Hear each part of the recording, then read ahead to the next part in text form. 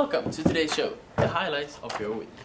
Today we're going to talk about Gandhi, a very interesting and serious matter. Most of us probably know that he was a great Indian leader, but do we really know the whole story? These are our experts on the subject. Sit back and relax while we give you the true story of Mahatma Gandhi. Okay, so before we dig deeper into Gandhi's background and his achievements, I think we need some basics first. Hello Maria Karlsson and welcome to the studio. Thank you. We'd like to know a bit more about Gandhi's early life and how this later on affected his future. Well, what I can tell you is, I can tell you about his early life with his family and his wife, and then he's moved to London to study as a barrister. And I think this is when the transformation happened from a stubborn young boy to a young, smart man who had seen a little bit of the world and now knew what he wanted.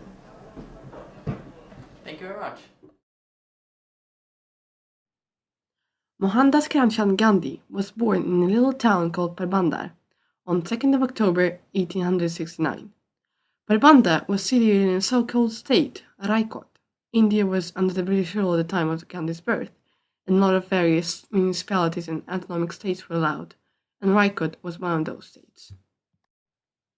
Mahatma's father, Karamchand Gandhi, had died before Gandhi himself could finish his education in school, but the atmosphere that was created at their home has left its mark on Gandhi for the rest of his life.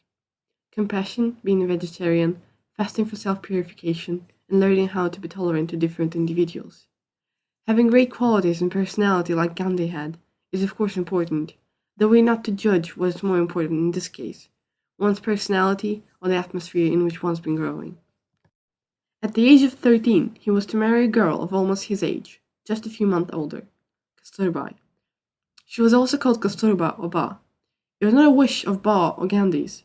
Arranged child marriages was a custom in the region where Gandhi had been growing up, Porbandar. Couple's first child was born when Gandhi was 15, though the child had not survived. It died only a few days old. It may have been because of the stress the family had been going through. Earlier that year, Gandhi's father, Karamchand, had died. He was the Divan of the province, and Divan means the Prime Minister. Gandhi and Kasturba had 4 more children, and they were all sons. When it comes to academic excellence, Gandhi never was an outstanding grade student, and his success in studies was more than average. When passing the exams from high school to enter Samalda College, Gandhi had a lot of troubles. It was difficult for him, not only because of the exams themselves, but also because of the pressure from the family. They wanted him to become a barrister. So when he was little older than 19 years old, he travelled to England to study at University College in London. He was unhappy about this decision, as it was not his, but his mother's or his family's. He had also sworn to his mother to go to London and not only study, but also to try and bring their culture in some ways, and show the Hindu ways of living life. As an example, total rejection of alcohol, meat, and promiscuity. Promiscuity means sexual activity.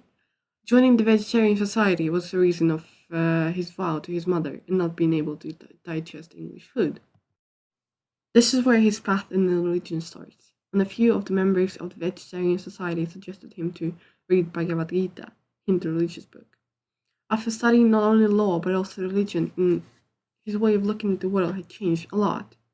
Comparing different world religions, Islam, Hinduism, Christianity, he had learned a lot.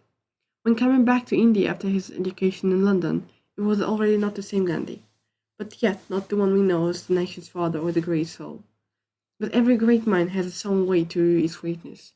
Finding out that his mother had died during his absence has also left its mark on Gandhi's personality. After his education in London, he was assigned for work in South Africa, and this is where the great journey for Gandhi begins. But looking back at the family history, can we really say that his family had affected him a lot? And I think yes, we can. Every little story or every great story has its own beginning. And actually, the beginning of Gandhi's great story was home in Porbandar, learning the ways of a Hindu.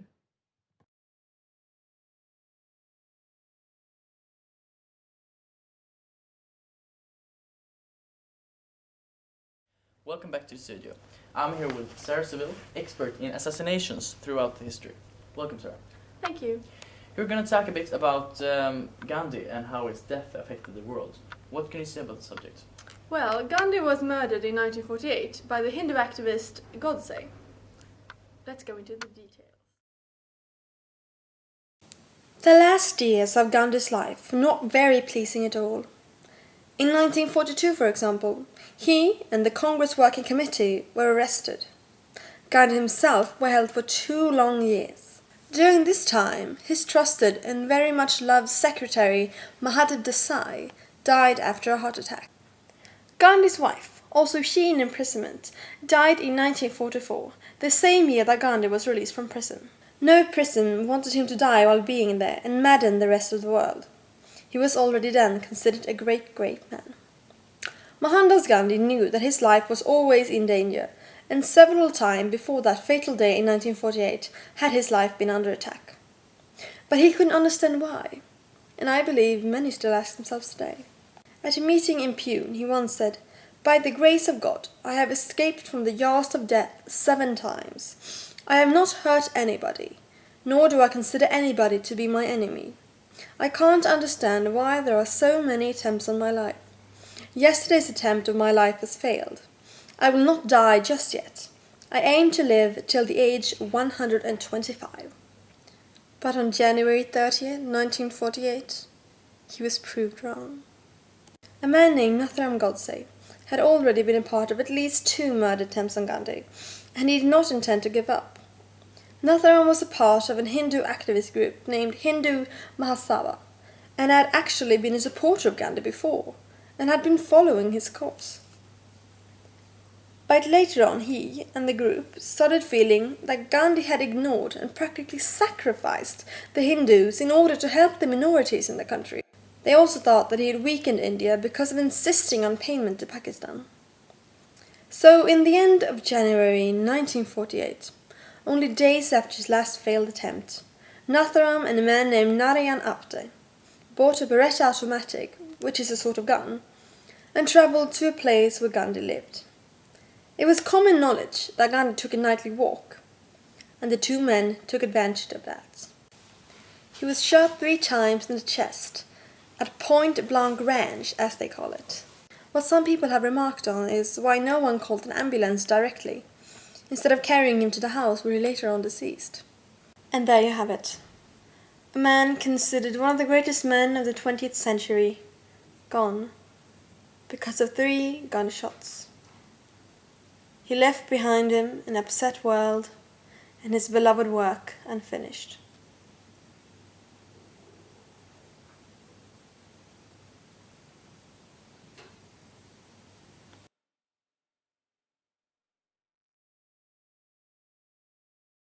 Welcome, Alexander Hall, our own expert on the subject non-violent ways of Hindu. Thank you. My question to you is, what did Gandhi do to achieve an independent India? When Gandhi worked for independence in India, he used a non-violent method called satyagraha. Let me explain.